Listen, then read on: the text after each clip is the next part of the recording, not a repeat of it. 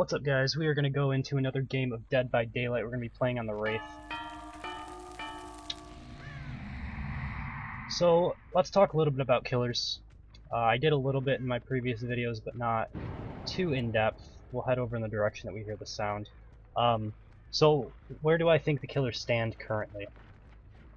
So I think it's a little bit of a toss-up between Hillbilly and Wraith right now.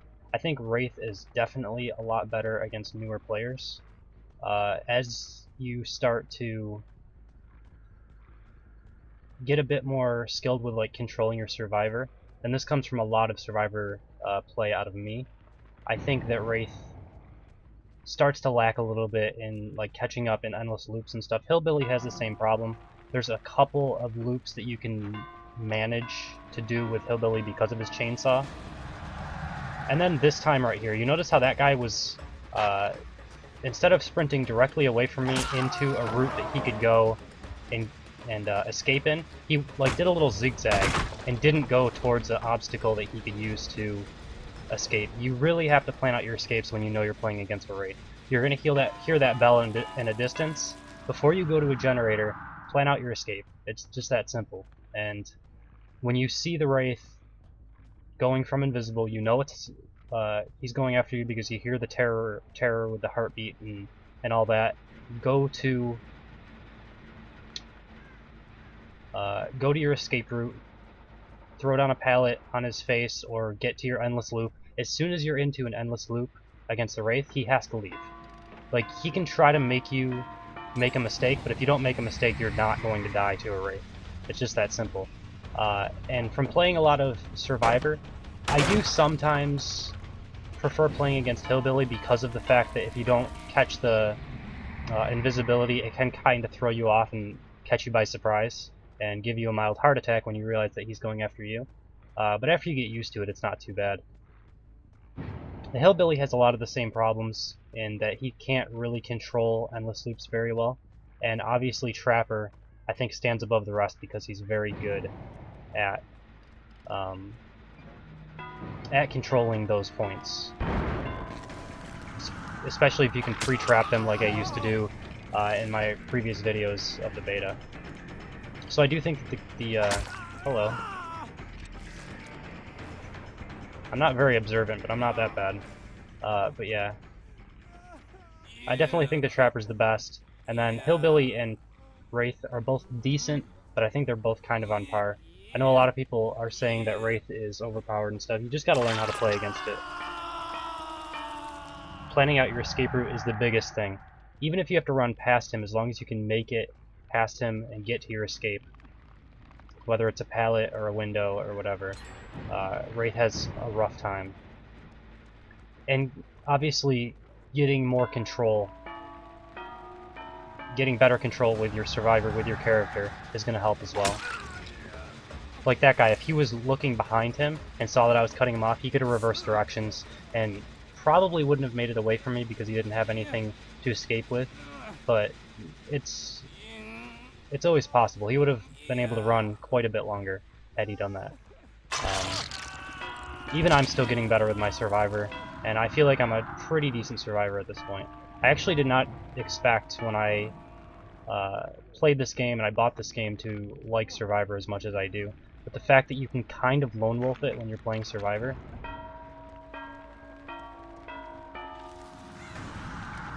makes me enjoy it a lot more. Because I don't have to rely on my team as much. If they're completely terrible at the game, I can still get out through the escape hatch. So it's pretty cool.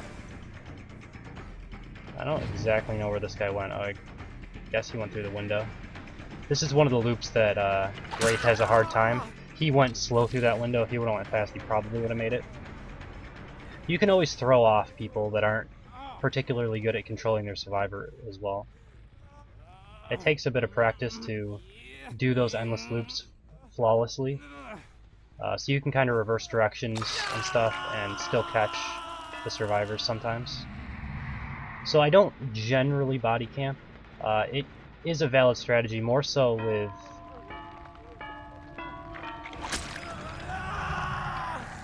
Wraith than probably anybody else, because you can cloak and decloak in front of them and get some bonus points. Although I bet that that gets patched. The good thing is once you get 1 or 2 people and they realize that you're not body camping, you can see like this, they'll be very daring trying to rescue their teammates. So we got 2 people there, which is really good. They should probably be able to get that other guy off the hook. If they're playing smart, they should run to him right now while I'm hooking this guy. But it's still more points for me. That's the way I look at it. I'm playing for points and not for kills. And generally you can get more points by actually going out and focusing down people. Sometimes with Wraith, I will do that kind of trick to getting devious, I think it's devious points, by cloak and uncloak in front of them, just until I max that category out, and then that's usually one body, or I'll get it, you know, 3/4 of the way up with 1 body camp, and then play it differently the rest of the match.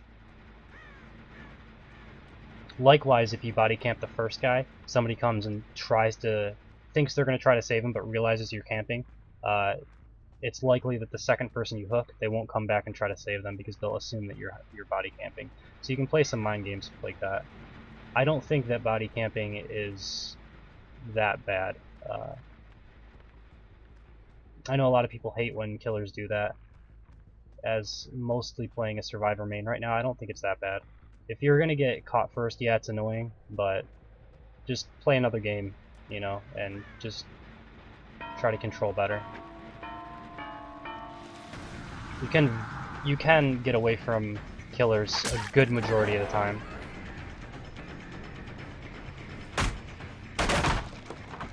Medpacks definitely help. I run medpacks pretty often. If you don't like encountering the killer and you don't think that you can get away, like if the killer finds you and more often than not you are going down and getting hooked, probably it's better off to go with something else. I'll talk a little bit more about what items to take in another survivor video at some point.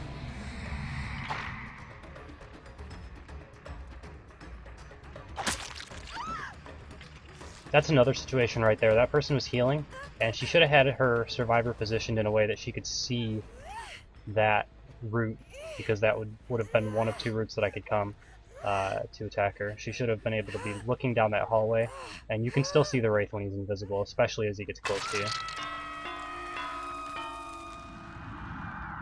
Also, getting into corners of the map like that is generally not very good. So she's kind of telling her team that I'm camping a little bit, but I don't really care. So we're down to 2 generators left. Start thinking about the game a little bit more. I know we've hooked XCOM X already. He's at least in struggle phase, possibly in death the next time I hook him.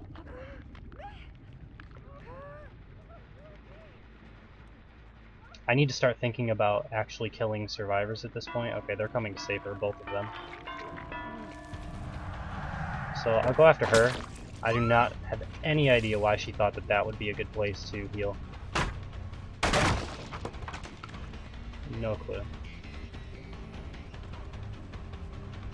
I always lose people when they're crawling. I'm actually tempted to take a perk. I think I have it on one of my killers that I can see like dying people within a 12-meter radius, which is only the rank 1 of it. I'll probably wait until I get rank 2 or 3 before I take it. But I think it wouldn't be too bad, because you can leave people in their dying state for a while and go try to kill other people. A lot of people, me included when I'm playing Survivor, if I see someone go down, I automatically assume that the killer's going to be around that body or picking up that body, so I feel a lot safer to stay on my generator even if I hear a heartbeat. And I've seen a lot of really good killers that leave people in their down state and go get another person down, then come back, somebody might be healing them, try to get that person down or hit on them as well. So we got 2 people dead, 2 generators left. It's looking like it's probably going to be a 3. I see that person. I'm going to let them think that they had fooled me.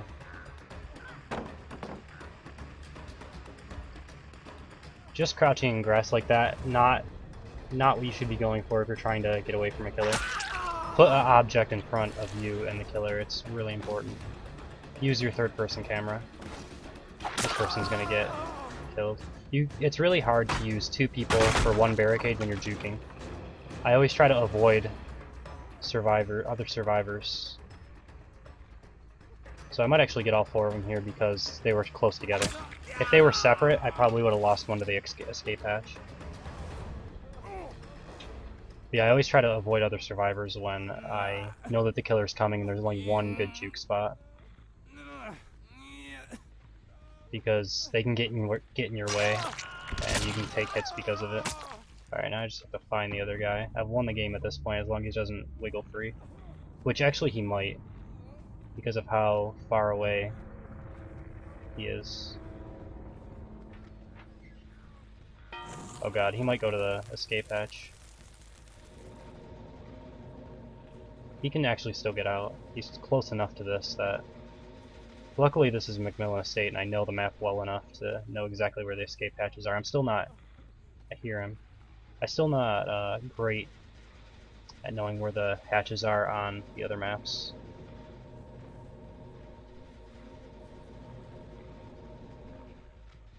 For perks, by the way, I'm running the... I think it's a Wraith specific perk that allows me to reset my cooldown on my weapon swings a little bit quicker. Misses and hits. I think it's like 9%, 6%. It's rank 1 or rank 2, I'm not sure. Yeah, that's what I'm running. I don't have a whole lot, I'm only like level 5 Wraith. I haven't played nearly as much Monster as I've played Survivor. Mainly because I can get more blood points quicker playing Survivor. I might actually drop this guy. I don't think I can make it. I probably already got a pip regardless. Yeah. He's gonna probably make a beeline straight back to the hatch. Alright, well, more points for me. I'll take it. If you ever find a survivor that goes AFK, you can also get close to them, back up, get close to them, and repeat that for chase points. I have done that before. For some reason, some survivors go AFK in like a corner of the map. Sometimes. Alright, 4-person, that's pretty good. So thank you guys for watching, hope you enjoyed it, and I will see you next time.